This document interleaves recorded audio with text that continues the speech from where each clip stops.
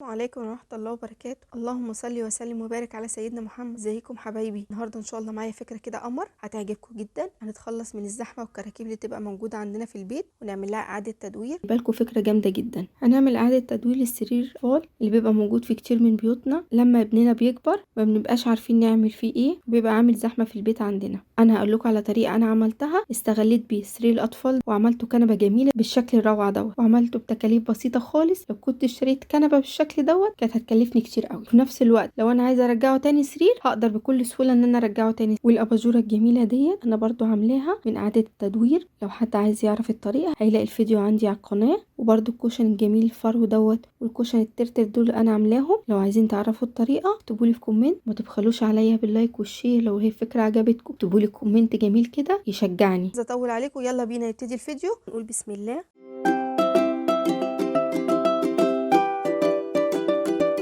سرير خشب عادي خالص، بس هو طبعا الخشب بيبقى مدهون ورنيش، اللي هي الطبقه اللي بتلمع في الخشب دي، ده بيبقى اسمه دهان، اسمه ورنيش اللي هو بيحافظ على الخشب. سبراي ده مزيل للورنيش. الجناب بتاعته ديت بتتفك. انا هفك الجناب ديت واشيل المرتبه. السبراي ده انا برشه وبسيبه ثواني كده، بلاقي طبقه الورنيش ديت اتشالت معايا كده على طول. اروح باي قطعه قماش قطن كده ما عندي، اروح مسحاها زي ما انتم شايفين كده، طلعت على طول معايا. ممكن تشيليه بالصنفره، ان انت تقعدي تصنفري الورنيش ده كله، بس طبعا هيبقى مجهود جدا. لازم اعمل السرير ده كله بالسبراي دوت واشيل كل الورنيش اللي فيه، عشان لما ادهنه اي دهان يمسك فيه. لان لو في الورنيش دوت مش هيمسك، وحتى لو مسك كده بعد كده هيروح متقشر ومتشال الدهان بتاعي. شلت الورنيش كله اللي في السرير بقى بالشكل دوت.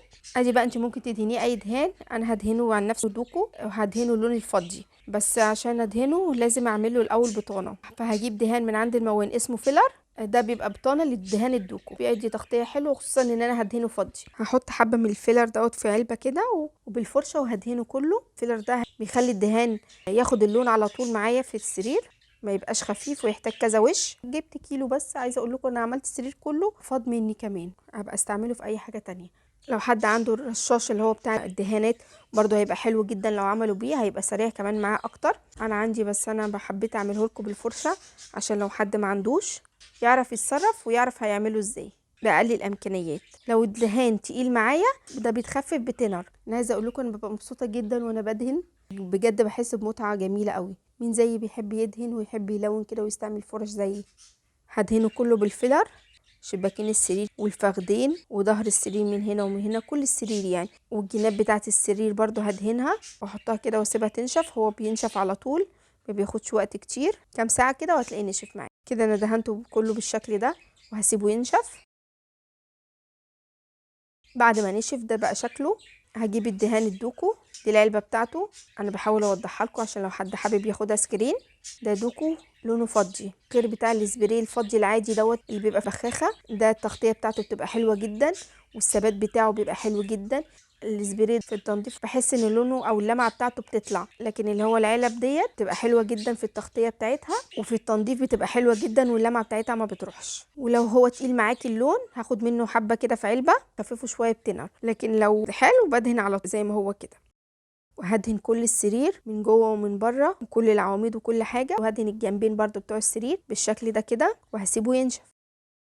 بعد ما نشف شايفين شكله بقى جميل قد ايه، واللمعه بتاعته حلوه جدا ازاي. هركب جنب واحد من بتاع السرير من ورا واحط الجنب التاني عليه. هو كده هيقع، لكن المرتبه لما احطها هتمسكه بقى بالشكل ده كده.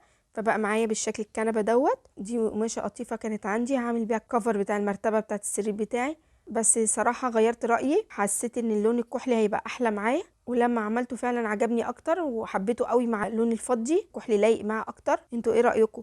اللون الكافي ده احلى ولا اللون الكحلي؟ اكتبوا لي بقى في كومنت وقولوا لي انهي لون كان هيبقى احلى. بس كده، ورحت حاطه لها بقى الكوشونات دي، كانت عندي الفرو والترت دوت. شايفين شكلها بقى جميل ازاي، وبقت كنبه حلوه جدا. طبعا مش هنقول سرير خلاص، هي بقت كنبه. وفي نفس الوقت لو انا حبيت ان انا استعملها سرير تاني، هركب جنب بتاع السرير تاني المفكوك دوت. لو انا حبيت اقدر استعمله كده واقدر استعمله كده. ايه رايكم في الفكره ديت؟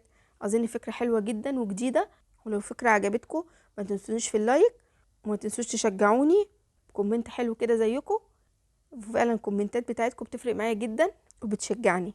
ولو الفيديو عجبكم ما تنسوش تعملوا لايك وشير واشتراك في القناه، وتفعلوا الجرس عشان يوصلكوا كل فيديوهاتي. بحبكم في الله، والسلام عليكم ورحمة الله وبركاته.